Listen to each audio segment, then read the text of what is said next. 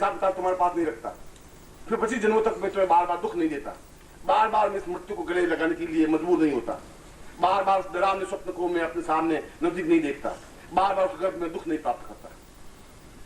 क्योंकि उस विश्वामित्र को गुरु ने स्पष्ट कहा कि जीवन का अर्थ यह है कि आप जीवन दूसरा लेना पड़े, कोई नई बात नहीं है।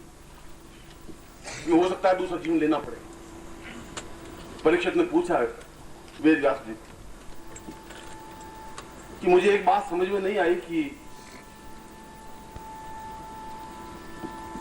ये राधा एक ही जीवन में अपने आप में पूर्णता को प्राप्त कैसे कर गई। और कृष्ण की दोनों सखियां बहुत घनिष्ठ, राधा भी ललिता भी, दोनों का अत्यधिक प्रेम। और इधर राधा खड़ी है तो इधर ललिता खड़ी है। जहां पे आप कृष्ण के चित्र देखें, दोनों अपने आप में साथ साथ, एक इंच भी अंतर नहीं। राधा के और उसमें शरीर में कहीं बीच में एक हवा का प्रवेश भी नहीं जा सकता। जहां राधा का शरीर है वहां कृष्ण का शरीर जुड़ा हुआ है, और उतना ललिता का शरीर जुड़ा हुआ है। उन दोनों के बीच कृष्ण मुस्कुरा रहे हैं।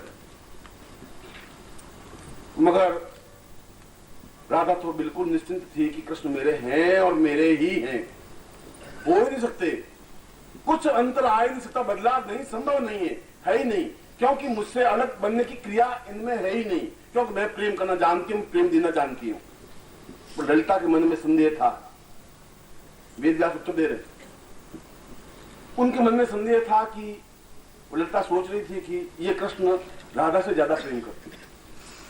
जब राधा कहती है मुरली बजाओ तो फटाक मुरली बजा लेते, और मैं कहती हूँ 2 मिनट रुक जाते, 2 मिनट बाद मुरली उठाते, फिर 1 सेकंड के बाद क्यों नहीं उठा लेते। जब राधा कहती है चलो यमुना किनारे पे, तुरंत चले जाते हैं, और मैं कहती हूँ तो कहते हैं मैं 5 मिनट बाद चलूंगा। और उस ललिता को जन्म लेना पड़ा वापिस, क्योंकि अहम खत्म नहीं हुआ।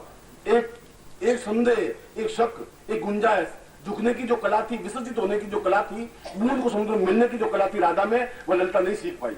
फिर जन्म लेना पड़ा। 25 जन्मों के बाद मीरा बनी वही ललिता, जन्म लेते लेते लेते।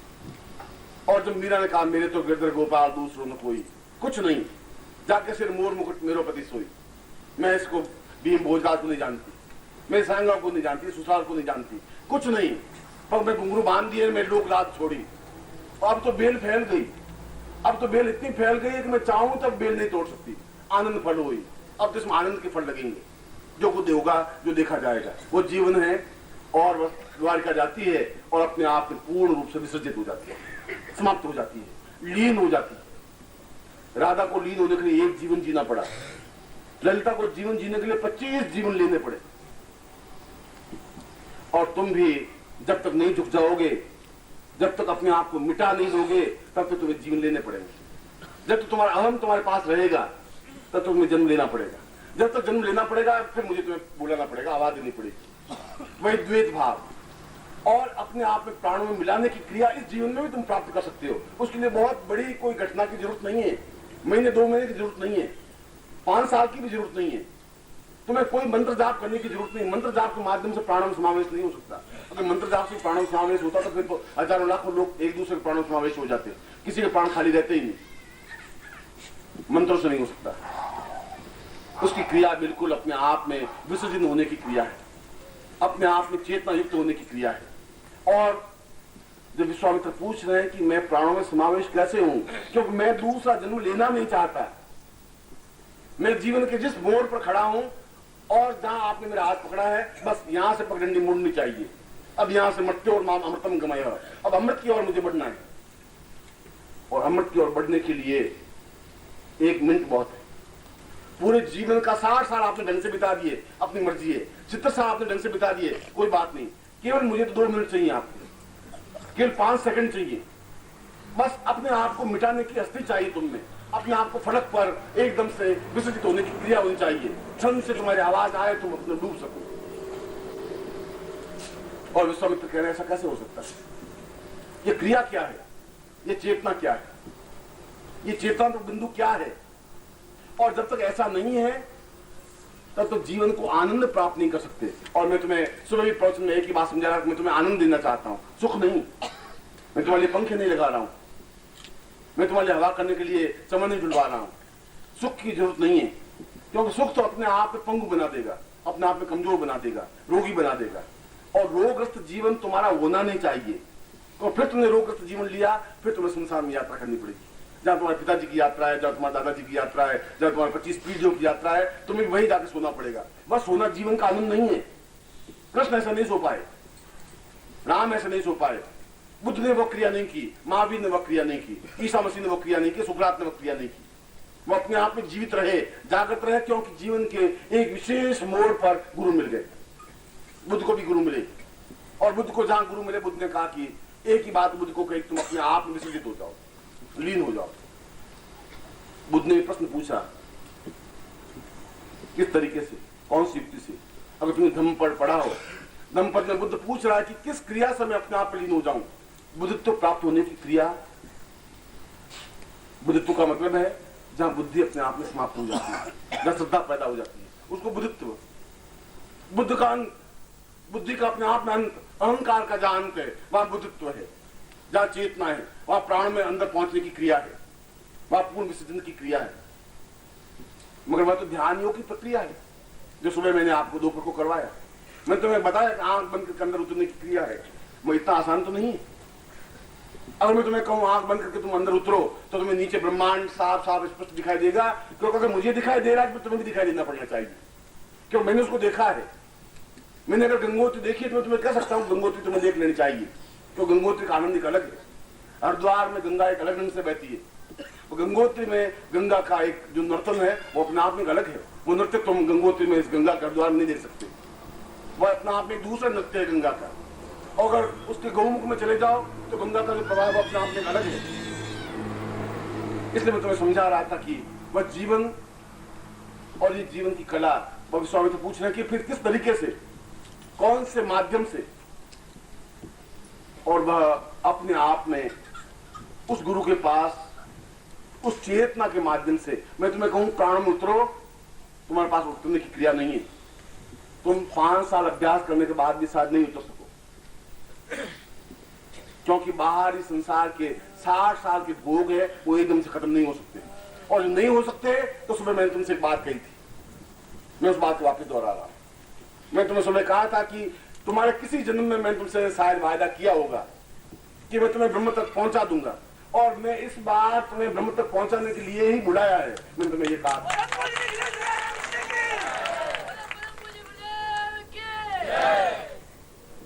और मैं दोपहर को एक अभ्यास करवाया था।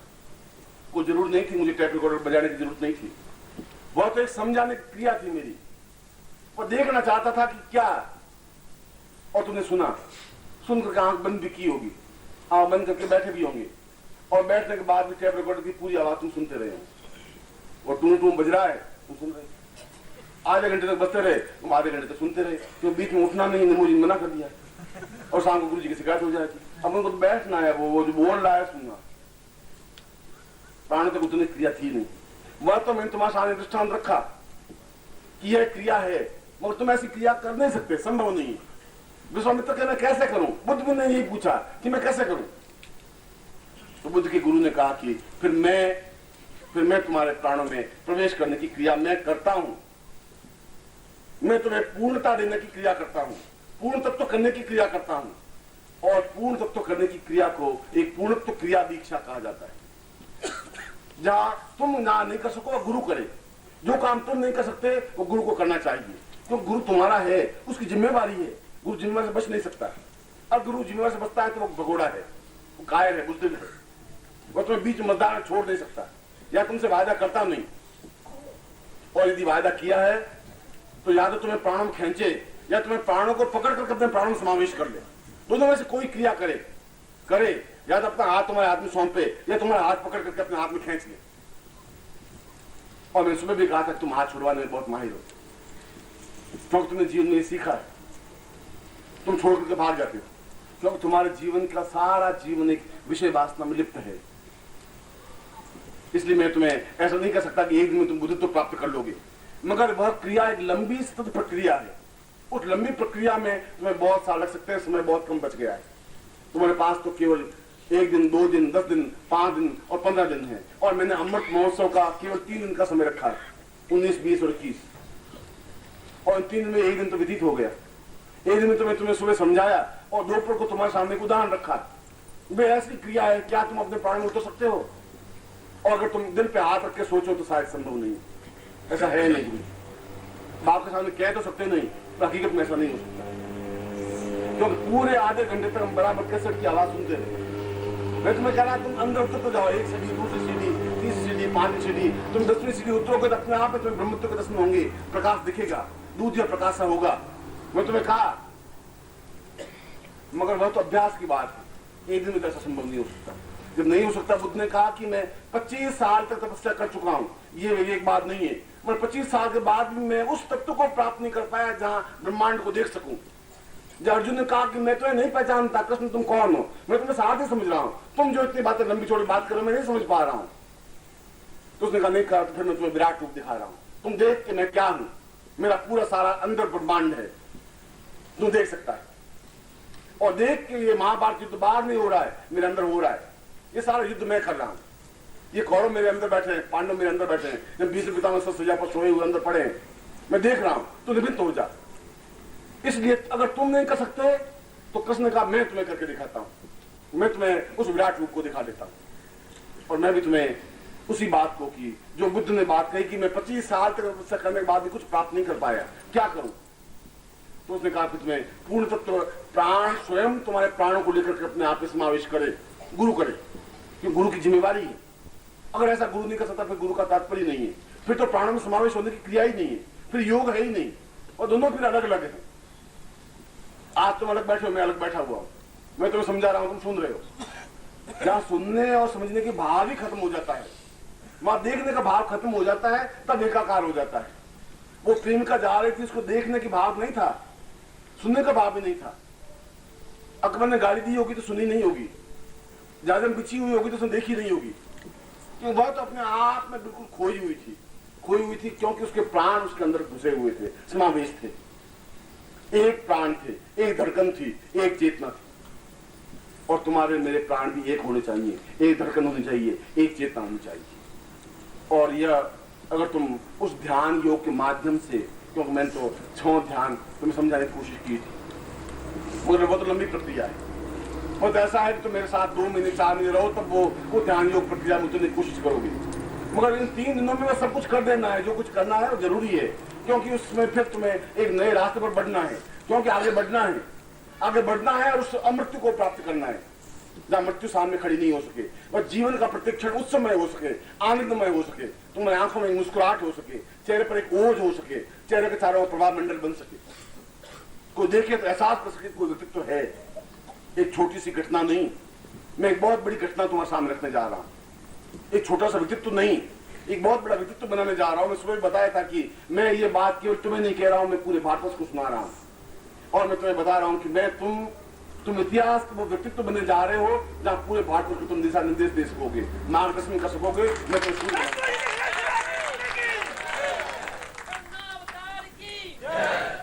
और इसीलिए जब मेरे प्राण और तुम्हारे प्राण जब एक हो सकेंगे तो फिर तुम्हारे प्राण कुछ रहेंगे नहीं। और मेरे प्राणों का विस्तार अगर पूरे ब्रह्मांड में है तो निश्चय ही तुम्हारे प्राणों का विस्तार पूरे ब्रह्मांड में होगा ही, तो जब अलग है ही नहीं। और कल मैं सुबह 11 बजे के प्रवचन में उसी दीक्षा क्रम को संपन्न करने जा रहा हूं, क्योंकि उस दीक्षा क्रम को संपन्न करना जरूरी हो गया है, आवश्यक हो गया है। जब मैंने शिविर प्रारंभ किया तब ऐसा सोचा नहीं था,